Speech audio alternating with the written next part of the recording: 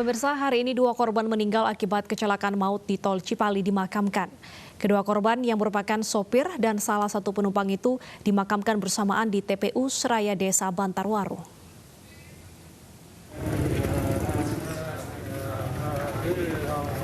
Juli yang merupakan sopir bus Widya asal Desa Bantarwaru dan Dede yang merupakan penumpang bus Widya asal Desa Ligung adalah 2 dari 4 korban yang meninggal dunia pada kecelakaan maut di Tol Cipali. Dalam kecelakaan beruntut itu, 7 warga Ligung menjadi korban, yakni 4 orang meninggal dunia dan 3 lainnya luka-luka. Hingga kini polisi masih menyelidiki kasus kecelakaan maut tersebut.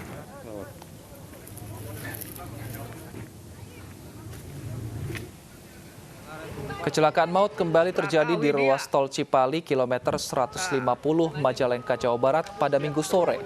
Peristiwa terjadi saat bus Widya yang melaju dari arah Jakarta tiba-tiba menghantam sebuah truk tronton yang ada di depannya. Bus seketika melintang menutup badan jalan. 4 penumpang dilaporkan tewas, sementara 4 lainnya mengalami luka berat. Laka Widya. Kursi mana, Pak? Di tengah. Di tengah. Itu penumpang banyak, Pak?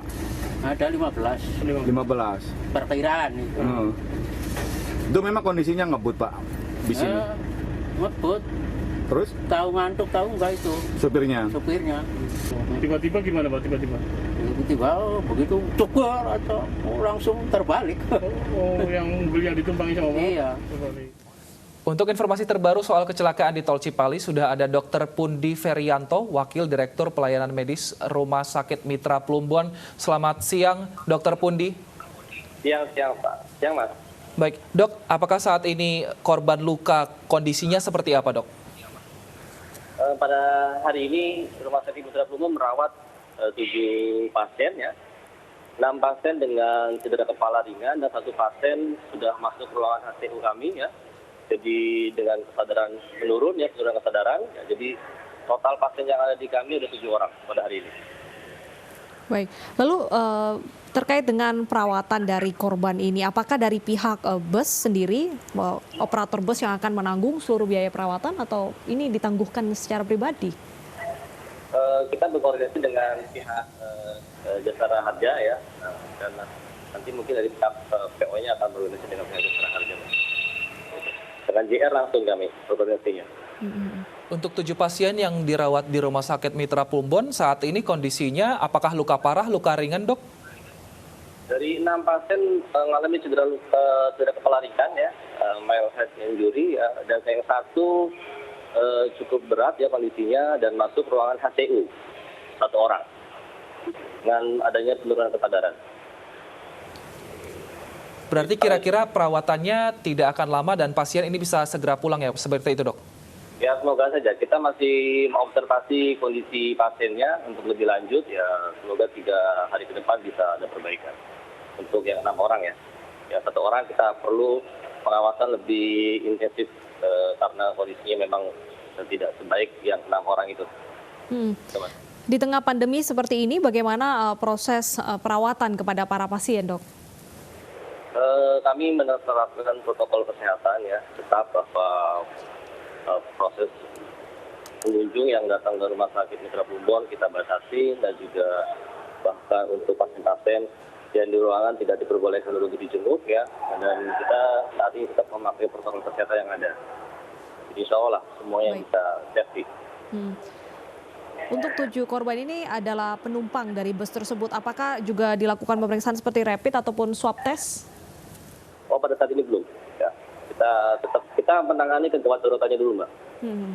Tapi dengan kondisinya stabil. Baik, terima kasih. Langkah-langkah kesananya.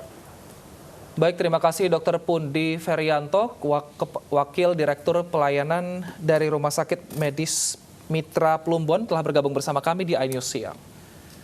Ya, pemirsa, Satgas Kebakaran Hutan dan Lahan Sumatera Selatan masih berupaya memadamkan lebih dari 400 titik api.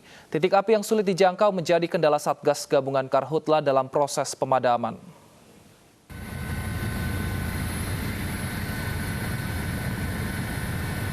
Berdasarkan pantauan udara BPBD Sumatera Selatan, terjadi kebakaran di lahan gambut Ogan Ilir, Ogan Komering Ilir, dan Musi Banyuasin.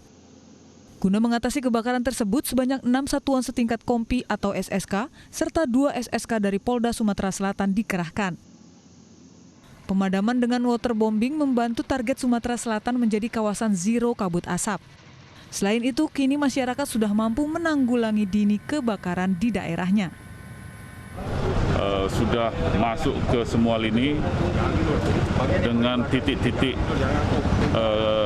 rawan api, di mana tahun lalu selalu desa misalnya Muara Dedak dan desa-desa yang ada di Oki, Oku, OI, Muara Enim dan Muba itu sudah kita antisipasi.